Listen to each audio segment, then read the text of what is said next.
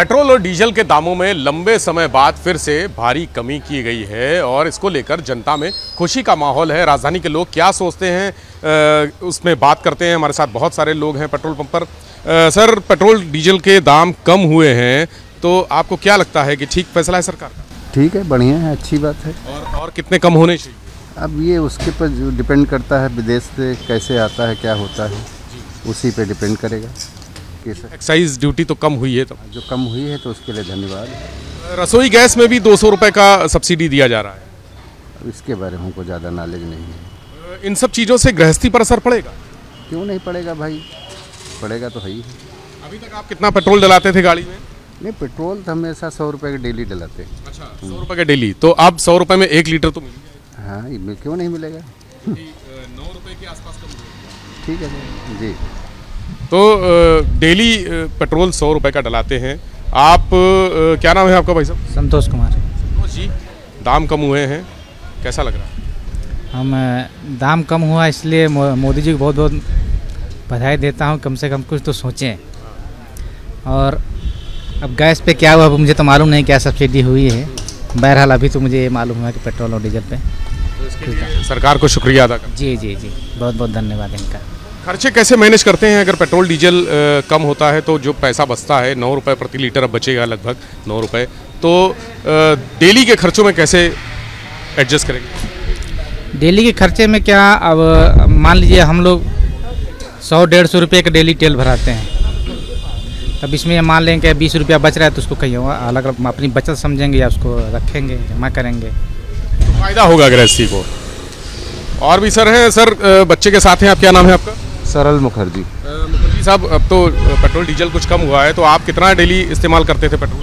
Sir, हमारा तो running कम है तो उतना ज़्यादा नहीं, तब भी था, मतलब 2-3 हज़ार रुपये महीना तो लग ही जाता था सर। अब तो कम हो जाएगा सर। अब वही बात है कि बाल काटने से वजन तो हल्का होगा नहीं, लेकिन हाँ तब भी फ़र्क तो पड़ता ही है सर। तो 9 रुपये के आसपास कम हुआ है तो खर्चे कुछ ना कुछ तो गृहस्थी वाले एडजस्ट होंगे। हाँ, वो तो है ही सर। सबसे मेन तो गैस का है, गैस कम होने से सबसे ज़्यादा इम्पैक्ट पड़ता है। गैस का असर पड़ेगा। तो आप इसको किस तरह से देखते हैं, और ज़्यादा सब्सिडी मिलनी चाहिए? सर, सब्सिडी एक तो अगर पूरा इंटरनेशनली देखेंगे तो अब सब्सिडी मतलब मिलना हम ही लोगों को पॉकेट से इनडायरेक्टली जाना ही जाना है, वो चीज़ तो नहीं होता है। लेकिन हाँ, तब भी मैनेज तो थोड़ा बहुत तो करना ही पड़ेगा, प्लस माइनस से मैनेज करना पड़ेगा। कुछ लोगों का मानना है कि सब्सिडी का जो हिस्सा है वो उन्हीं की जेब से जाता है। पेट्रोल और गाड़ी चलाने वाली मैडम भी हैं साथ में। डीजल गाड़ी है मैम आपकी? पेट्रोल गाड़ी है। अच्छा, पेट्रोल तो कम हुआ, आपसे बात इसलिए करेंगे क्योंकि पेट्रोल के साथ साथ आपका सिलेंडर भी थोड़ा सस्ता हुआ है, तो दोनों चीज़ें आप ज़्यादा बेहतर बता पाएंगी। क्या लगता है आपको, कैसा लगता है? नहीं, बहुत अच्छा है, बहुत इससे हम लोग को फ़ायदा होगा और आर्थिक उसमें भी सब मदद मिलेगी। और कम होना चाहिए, खासकर रसोई गैस। हाँ, कम होना चाहिए जितना भी हो सके, पूरी उसको देखते हुए, अर्थव्यवस्था को देखते हुए जितना भी कम हो सके, जितनी भी सुविधा मिल सके तो ये हम लोग के लिए अच्छा ही है। अच्छा, आप तो गाड़ी भी चला रही हैं, गृहस्थी भी चलाती हैं, तो कितना बचेगा रुपया? ये इस रुपए, बचे हुए रुपए का क्या करेंगी? बचे हुए रुपए का कुछ भी वो हो सकता है, हम लोग कुछ भी मतलब चैरिटी या कुछ भी कर सकते हैं, किसी की हेल्प कर सकते हैं, वैसे भी करते हैं, लेकिन अगर बचता है तो वो यूटिलाइज ही होगा गृहस्थी में। हाँ, किसी भी चीज़ में यूटिलाइज ही होगा, वैसे भी करते हैं। और कम होना चाहिए। अब जितना भी गवर्नमेंट अपने उससे कर सके जेन्युइन तरीके से, उतना कम होना चाहिए। जी। तो सरकार जितना कम कर सकती है सब्सिडी में, जो भी रियायत दे सकती है लोगों को, जनता को, वो देनी चाहिए, क्योंकि पेट्रोल और डीजल की महंगाई या दामों में कमी का सीधा असर पूरे देश की अर्थव्यवस्था पर पड़ता है। जो सबसे ज़्यादा असर है वो माल ढुलाई पर है, यानी डीजल का दाम, जितने भी ट्रक चलते हैं, ट्रैक्टर चलते हैं, कृषि का काम होता है, उसमें डीजल का दाम बहुत ज़्यादा महत्वपूर्ण है। अगर वो कम होता है तो चीज़ों के दाम कम होंगे, सस्ती होंगी, सब्जियां भी सस्ती होंगी।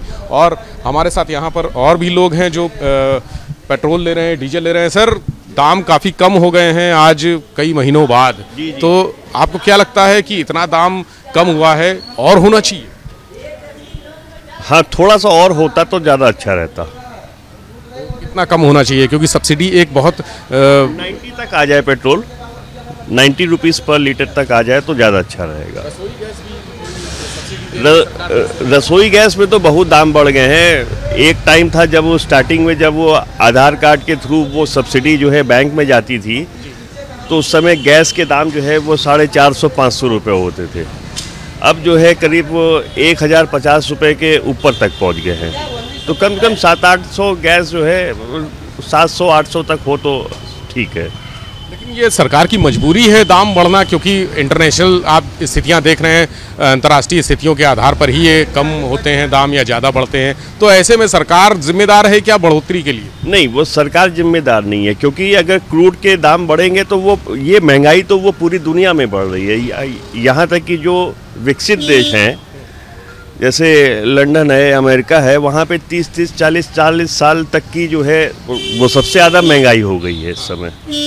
तो वो तो सरकार की मजबूरी है। उसके मुकाबले यहाँ स्थितियाँ ठीक, यहाँ पे स्थिति सही है, बहुत अच्छी। धन्यवाद। बहुत सारे लोग हैं जो कह रहे हैं कि विदेशों की तुलना में, यानी अन्य देशों की तुलना में भारत में स्थिति फिर भी बहुत नियंत्रित है। पेट्रोल और डीजल के दाम को लेकर खुशी तो है लोगों में, लेकिन ये भी है कि और दाम कम होने चाहिए। ये पेट्रोल का दाम 90 रुपये के आसपास लोगों का मानना है कि सरकार को कर देना चाहिए, और रसोई गैस के जो सिलेंडर हैं उनको भी 700 से 800 के बीच में ही रखना चाहिए, क्योंकि गृहस्थी पर ये बहुत बड़ा बोझ डाल देते हैं। कैमरा से हरिओम के साथ विवेक त्रिपाठी, एबीपी गंगा, लखनऊ।